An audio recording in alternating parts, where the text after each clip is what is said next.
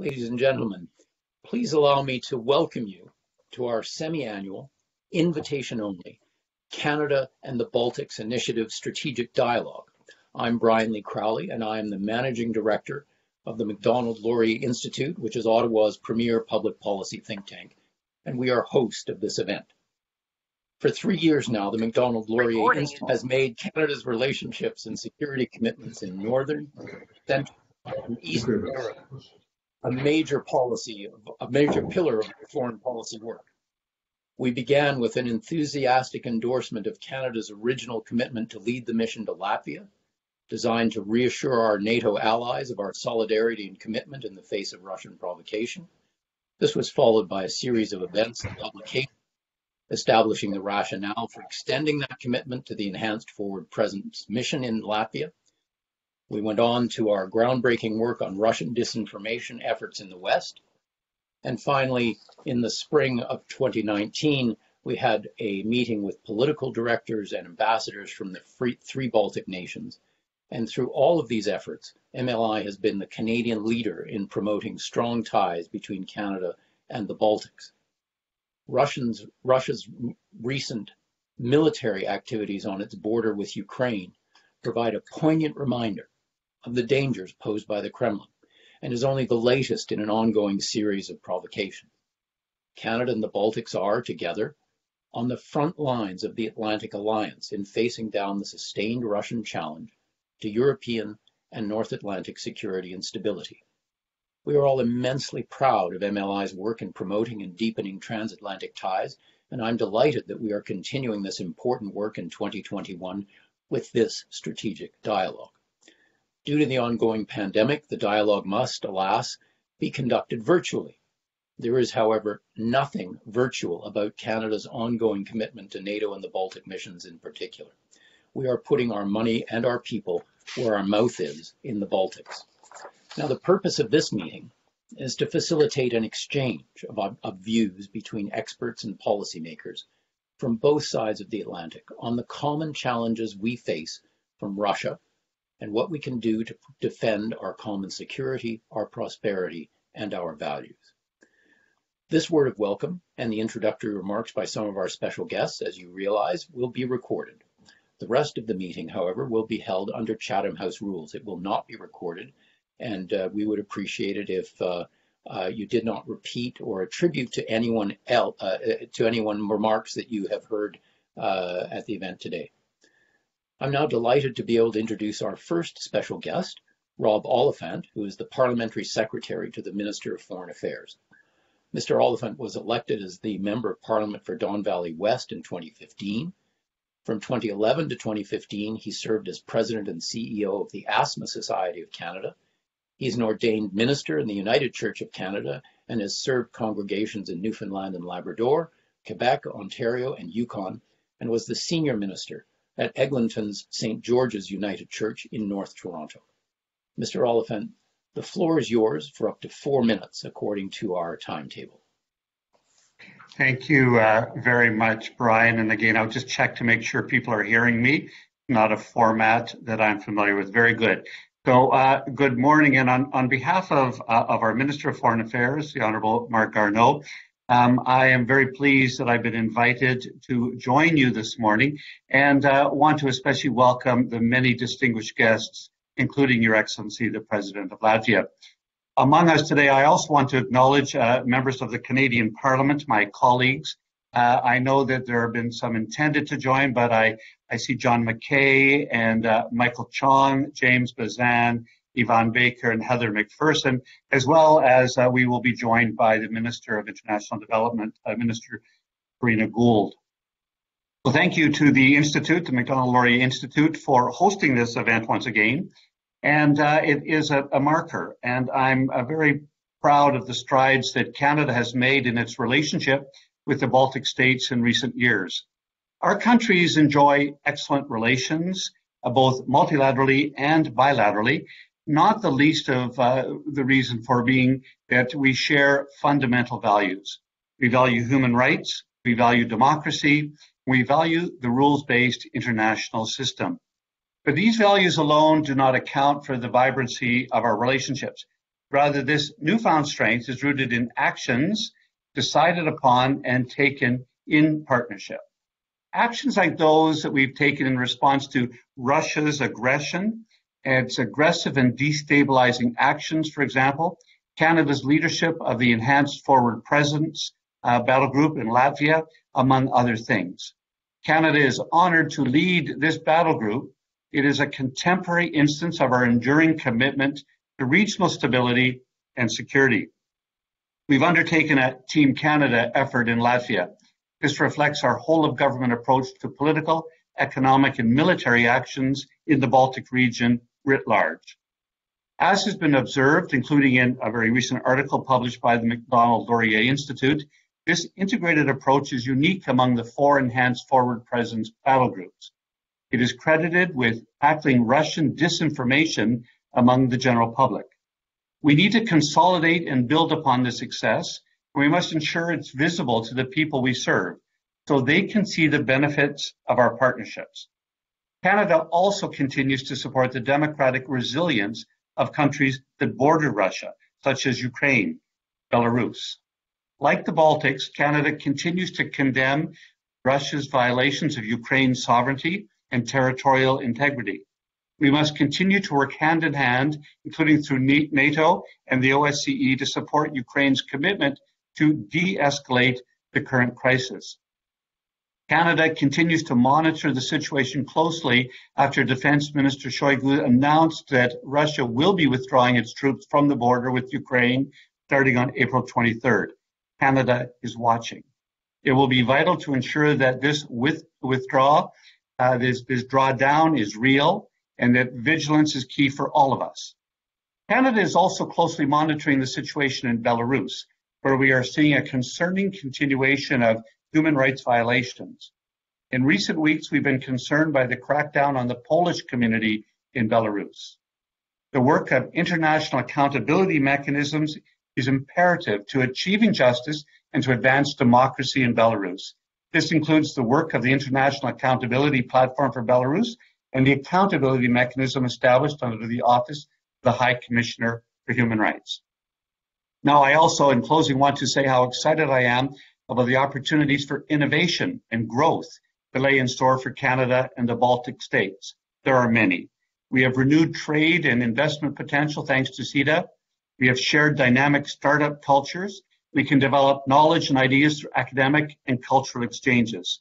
We have strong people-to-people ties, Latvia, Lithuania, and Estonia, Baltic friends that we have engaged with over the last century.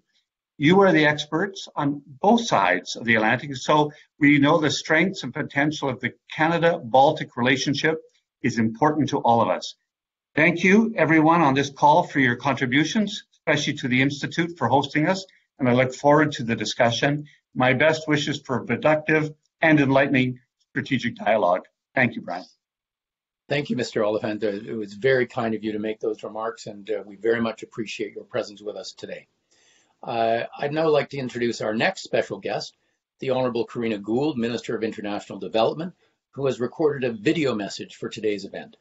Before her election in 2015 as the Member of Parliament for Burlington, she worked as a trade and investment specialist for the Mexican Trade Commission in Toronto, as a consultant for the Migration and Development Program at the Organization of American States in Washington, D.C., and spent a year volunteering at an orphanage in Mexico.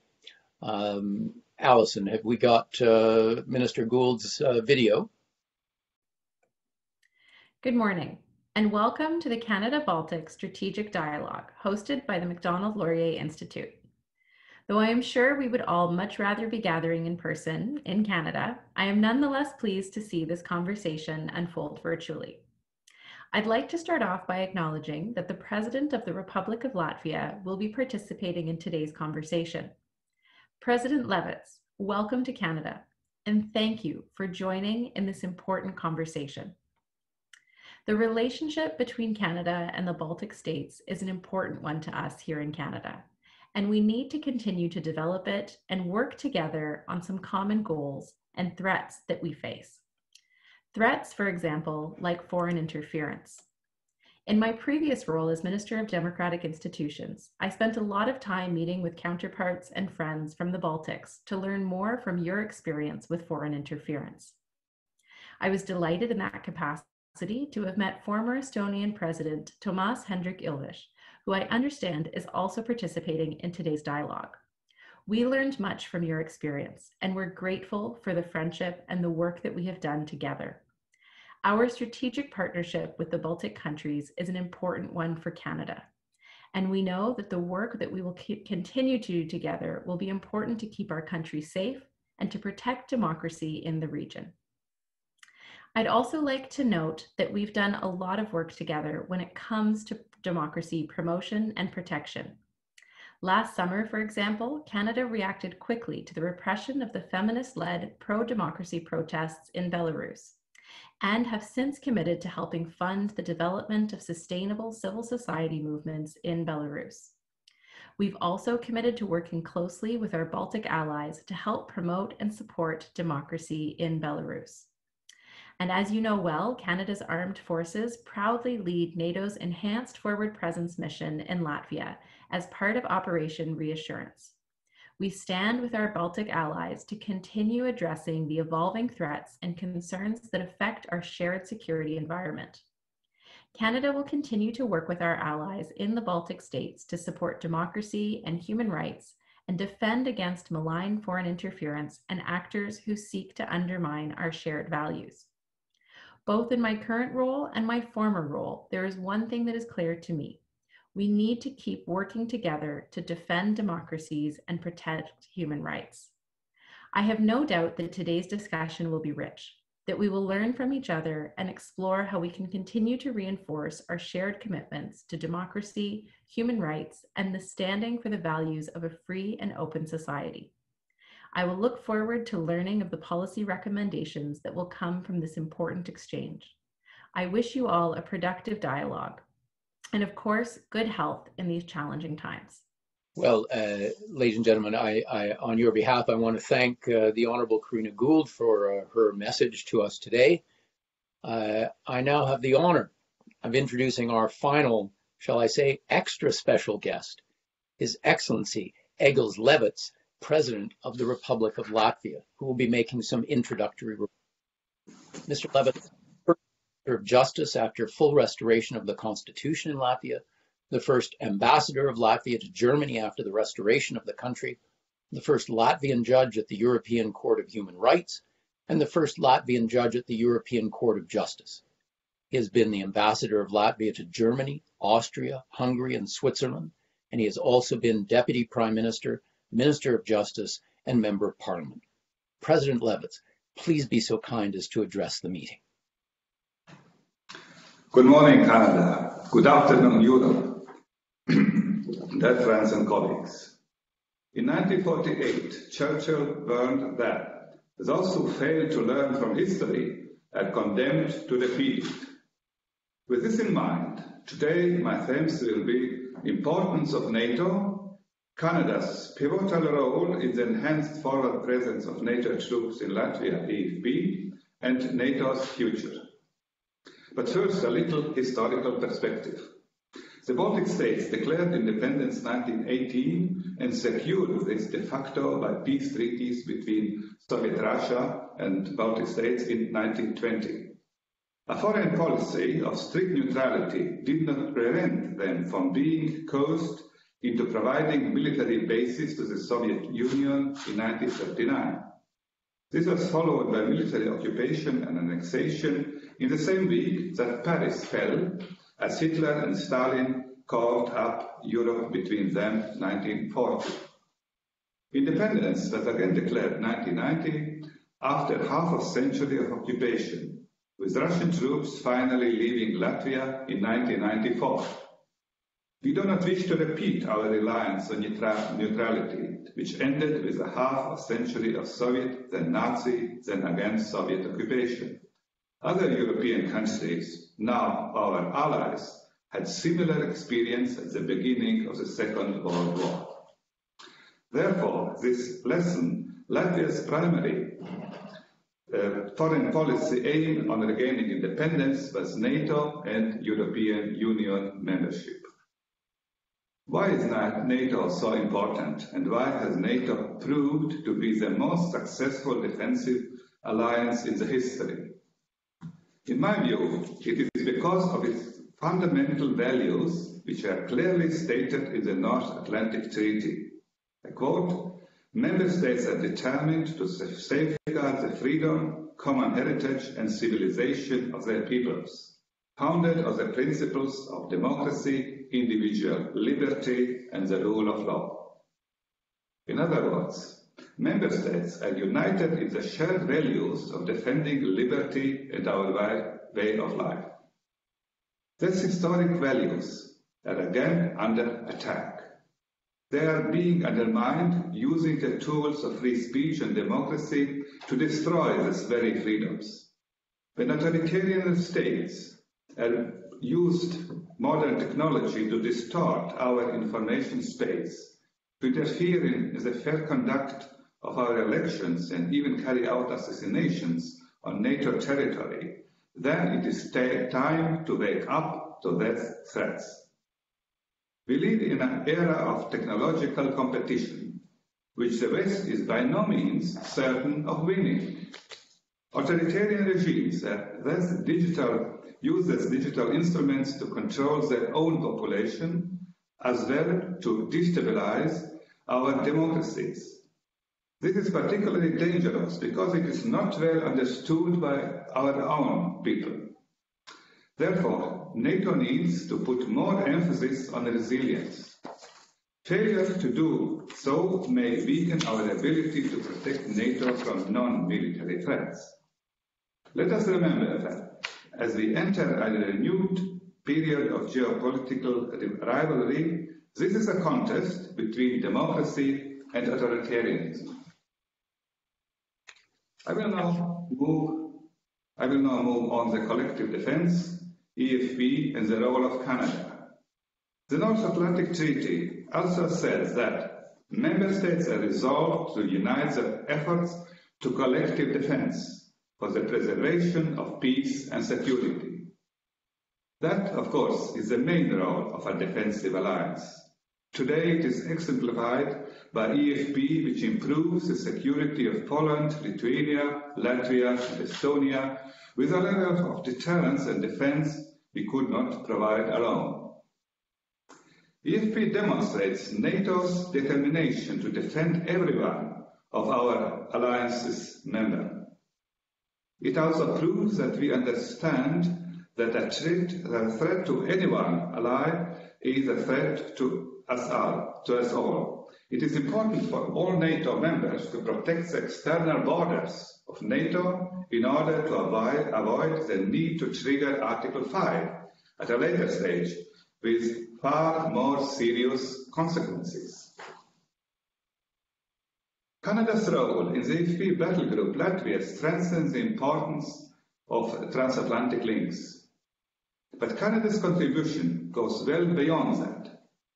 We have seen many times that if Canadians take on a task, they take it seriously, as witnessed in such heroic battles as those of Vimy Ridge and in the First World War and Juno Beach on D-Day. In Latvia, we know that we can rely on Canada. Of particular importance is Canadian leadership. Through professionalism, tact and dedication, Canadians have made this most integrated battle group with 10 different nations participating. In addition, they have taught the Latvian armed force a great deal, directly and indirectly by example.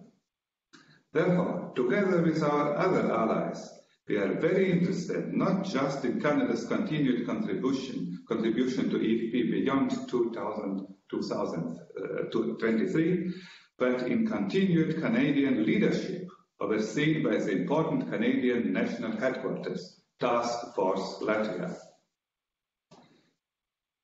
Many know that on 26 August we will celebrate the 30th anniversary of the restoration of diplomatic relations between Canada and Latvia.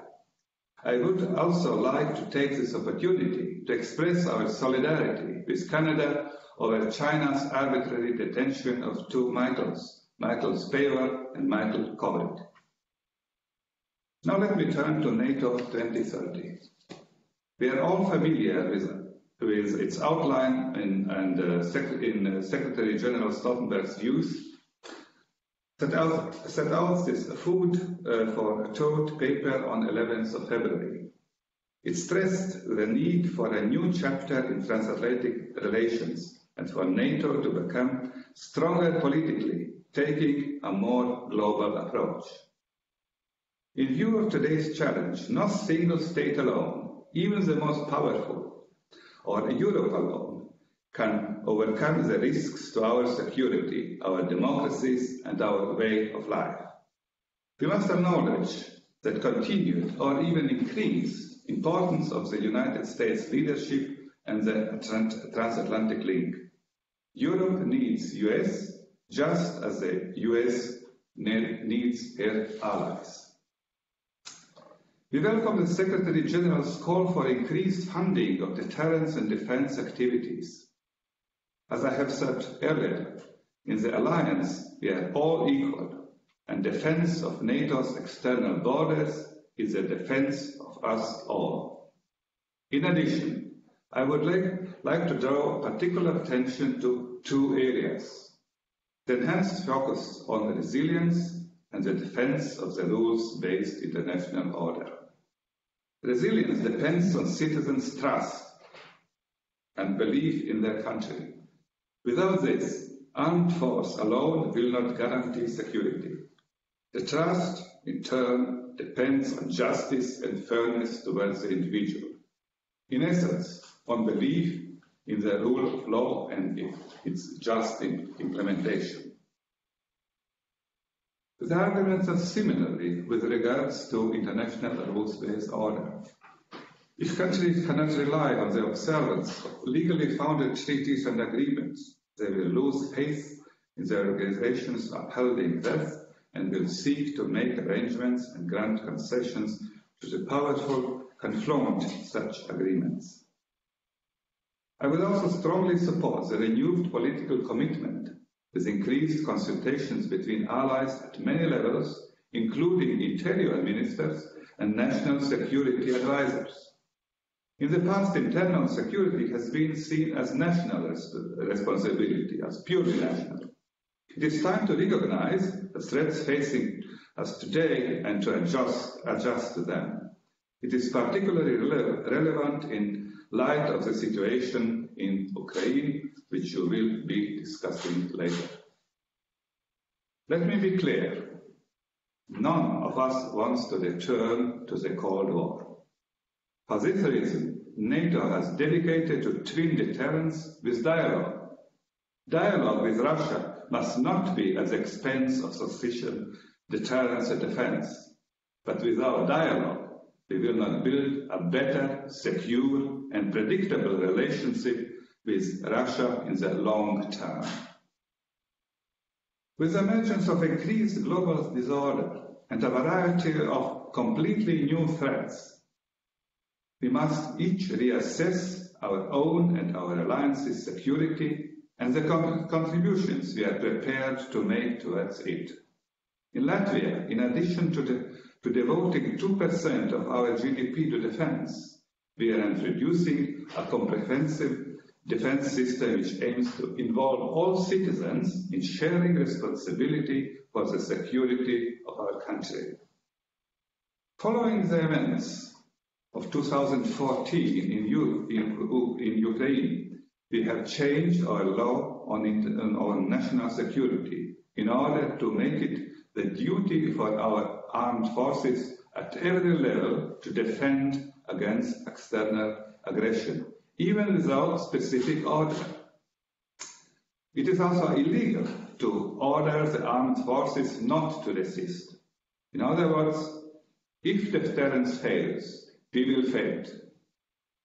It is important to know that it should be ever come to this, the Canadian-led battle group will be with us as part of our mechanized brigade. Thank you for giving me the opportunity to share these thoughts with you. Thank you.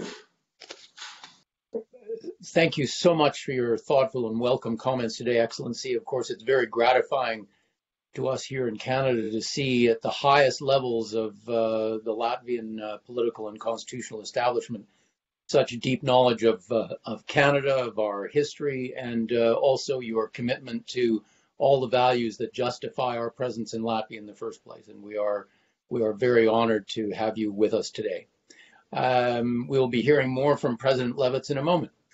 I'd now like to introduce our moderator for the rest of the event, Jocelyn Kinnear, who is the ambassador and permanent representative of Canada to the Organization for Security and Cooperation in Europe. Among her career highlights has been to lead Canada's successful effort to join the United Nations Arms Trade Treaty in 2019, accomplished during her previous role as the Director of Export Controls Policy at Global Affairs Canada. Jocelyn will be moderating a discussion with His Excellency President Levits prior to the start of our Chatham House discussion today. Jocelyn, may I hand the baton over to you? Thank you very much, Brian. Can you hear me? I hear you fine. Great, excellent. Thank you so much, Brian. It is such a pleasure to be listening in as well on this discussion today. Our three initial speakers have given us lots of interesting things to think about, and these are all issues that, of course, we talk about regularly here in Vienna at the OSCE. Thank you also to President Levits for your very thoughtful remarks, giving us lots to reflect on and I think discuss now around resilience, the importance of resilience, the importance, nevertheless, of dialogue also, and of supporting and maintaining based international order. We have about I think we have about 5 to 8 minutes for the Q&A. So I will turn to that immediately. I would ask people to keep their questions as short and concise as possible so that we can have as many participants as possible. And I'm going to propose that I will take questions. We'll take questions in groups of 3 to present them to President Levits to maximize our time. Please, if you wish to make a comment or pose a question, I would invite you to use the chat function, which is in the top right-hand corner of your screen. Sorry, the raise hand function I meant to say, which is actually in the people section. You can also, of course, use the chat. And with that, I would open the floor to questions. I see Balkan, Devlin, Balkan. The floor is yours. Thank you very much, Ambassador, and thank you very much, President Levits, for a very comprehensive and to-the-point talk on Canada and the Baltics, as well as the common challenges we're facing. I am Dr. Balkan Devlan. I'm a senior fellow at Macdonald-Laurier Institute. My question to you is, you have described a broad range of issues that Canada and Latvia works together in addition to our other Baltic allies. If you need to identify one area under which we could improve our cooperation and need to work more, what would that be? Thank you very much. Thank you for the question. I would say, first of all, to continue Canadian presence in Latvia. It is not only for Latvia, it is for whole region, Poland, Lithuania, Latvia, Estonia. And we are very proud that we can host Canadian troops here. And also, I would say that the assessment of Canadian leadership in AFP is very high, and we cannot wish something better at that. Of course, we can also cooperate in other areas, like in NATO, to shape our resilience policy, to support international rules-based order, and also to shape the dialogue with Russia. Although I said already that we need a dialogue, together with resilience and also defense. But it cannot be on the cost of our democracy, of our rule of law, which are shared values between Canada and Latvia and all allies.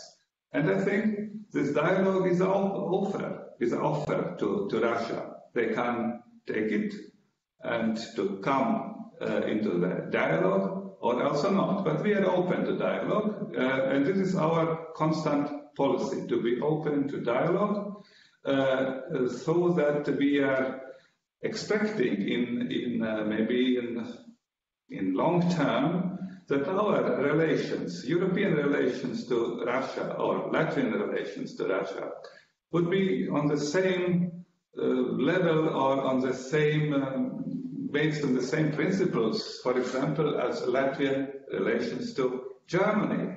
Germany has also occupied Latvia, and today we work together. We are both allies. And I think I cannot predict whether it would be reality, but I thought this is a real need and a real basis for the offer for Russia to dialogue, not to the cost of democracy, but to work together in order to strengthen the peace in Europe. Thank you. Thank you very much for that question and answer. And I see that Yvonne Baker and Jill Sinclair have both raised their hands. Yvonne, the floor is yours. Thank you very much, Jocelyn, and a big thanks to the Macdonald-Laurier Institute for organizing this discussion, and it's an honor to be here with all of you and so many distinguished guests. Mr. President, I'm a member of Parliament in Canada and chair of the Canada-Ukraine Parliamentary Friendship Group, which is a group of members of Parliament, Canadian members of Parliament, who of all parties, and some of them are on the call here today, who are concerned about Canada's relationship with Ukraine and about supporting Ukraine. And of course, what we've seen recently in terms of the buildup of Russian troops on Ukraine's borders and in occupied Crimea is very troubling, I think, to us all. My question to you, Mr. President, is how can Canada and Latvia and our other allies work together in light of what's just happened and in light of what may happen in the months and years to come in terms of Russian threats to Ukraine's sovereignty? What can we all do together more of or better to secure and defend Ukraine's sovereignty and territorial integrity? I think our politics towards Europe have the same line with the same goal, to keep Ukraine as independent sovereign state based on democracy and rule of law.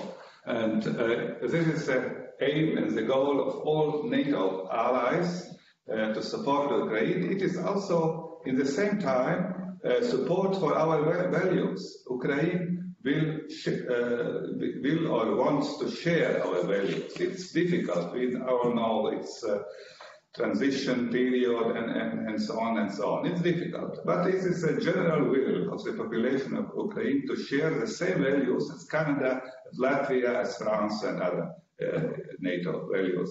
And we can support it, first of all, politically, in order to say and to have a strong commitment to international rule of law.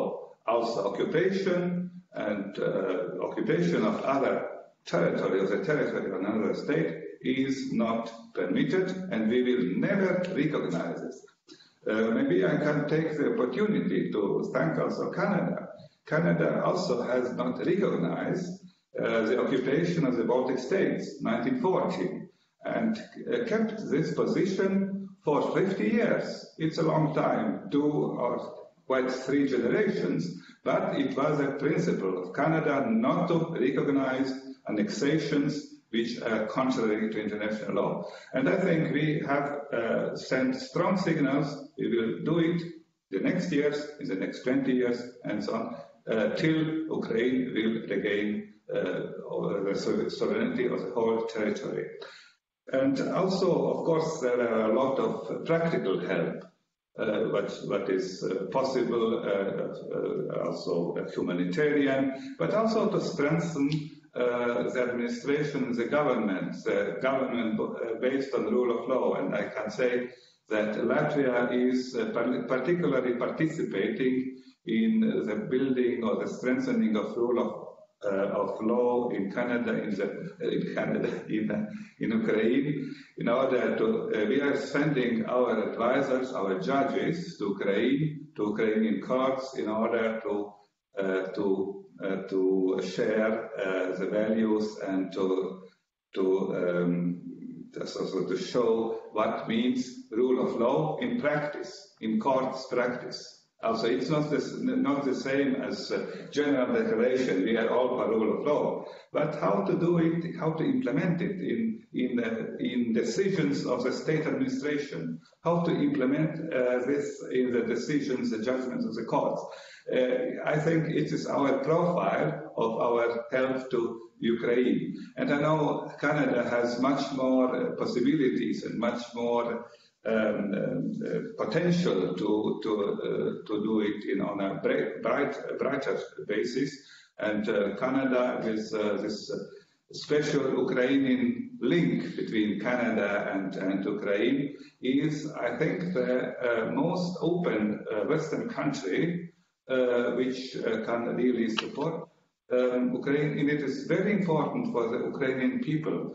I remember that it was very important, this general support for Latvia, for Estonia, Lithuania during the occupation and also in course of the restoration of independence in the late 80s. And I think this is an area which we can speak about concrete measures, but I think it's a general line, and here Latvia and Canada is absolutely following the same goals vis-à-vis Ukraine. Thank you. Thank you very much. Thank you very much. We have two more questions, and for the purposes of time, I'm going to suggest that we put them together. So if I could pass the floor to Jill Sinclair, and then immediately following that to Robert Baines, and then ask the President if he could respond to those two together. Thank you. Jill, the floor is yours.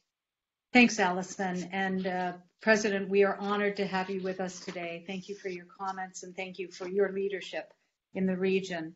My question is about deterrence and dialogue with Russia, and I wanted to get your opinion and view, President, as someone who has lived a lot of history. Do you think that there is a moment now for us to return to some of the confidence-building measures and the dialogue and the work that we did and things like the CFE treaty? When we look at the withdrawal, if it is a withdrawal of Russian troops from the borders of Ukraine, I wonder if we don't need a little bit more verification and assurance that this is actually happening. So I'd welcome your views on that. Thank you. Thank you. A question that certainly resonates here at the OSCE. Can I pass the floor to Robert Baines, please? Perhaps he's having some technical difficulties. President Levits, I will pass the floor to you to respond to Mr. Yeah, thank you for the question. It's a very important question. What can we do vis-à-vis Russian behavior, and how to deal with our offer to dialogue?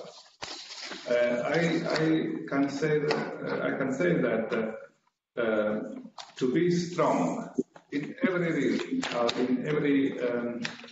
in every time. Also politically, militarily, of course, we are speaking about NATO, and military to be strong is the task and the goal of the NATO, in order that other states which behavior can threaten our democracy, our shared values, to be resilient to that. And also the resilience and dialogue two sides of the same coin, I would say.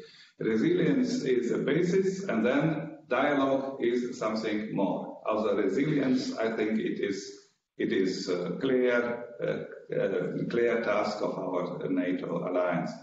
But dialogue is something more.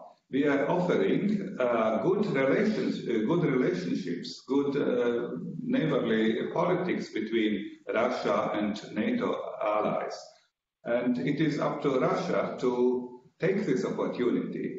And of course, I would say rather for internal reasons, now Russia is not ready to do it. But our offer stays today and in 1 year, in 5 years. And we can wait after also when Russia has different opinions. But this dialogue can be successful only then when we are resilient. This is the basis for the dialogue. Of course, we are not on the same side of I would say on value systems. We have our own values. It is democratic values. Russia has rather authoritarian values, and for this reason, we cannot merge together in one system and be real allies, like I mentioned this example of Latvia and Poland and France and Germany. It is possible because the Germany after the Second World War changed the value system, and we are based now on the same value system. When in the future Russia would also change the value system, because we will not change our value system, we will always be committed to democracy and the rule of law. It is out of question. But I see that in also authoritarian states, Belarus is a good example. There are part of people, maybe the majority, who also wants to share the same values. And it is up to Russia to also to develop such a system which are compatible with democratic and values. And till that, we will be resilient. I think this is my understanding of the dialogue with Russia. Thank you very much. I think that's a very good answer defining what exactly strength is. We've got a question from Robert Baines that's been sent in through the chat. And I think this will be our last question before we wrap up.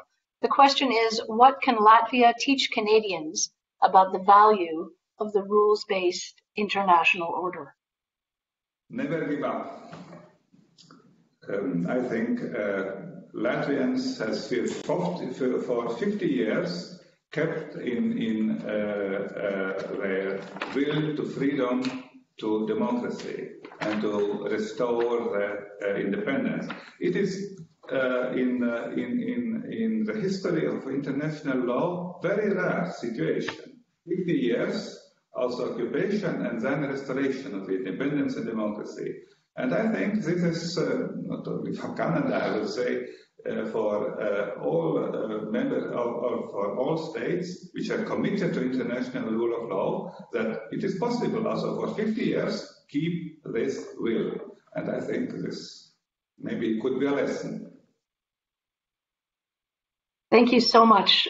This has been absolutely a pleasure and a joy to listen to your wise words on some tough questions, and I think highlighting and coming back to really important themes about strength and dialogue. And as you say, resilience and dialogue are two sides of the same coin. I think that's a very important point. With that, I will thank you very much, President Levits, for joining us today and for taking these questions and sharing your thoughts. I think I can speak for everybody, fairly speak for everybody here to say that your candid and insightful comments have been very welcome and a great way to kick off this dialogue. Left us with lots of good things to think about as we plunge in. So I appreciate very much your time and your engagement in this dialogue. Thank you very much, and good continuation of the conference. Thank you. Thank you.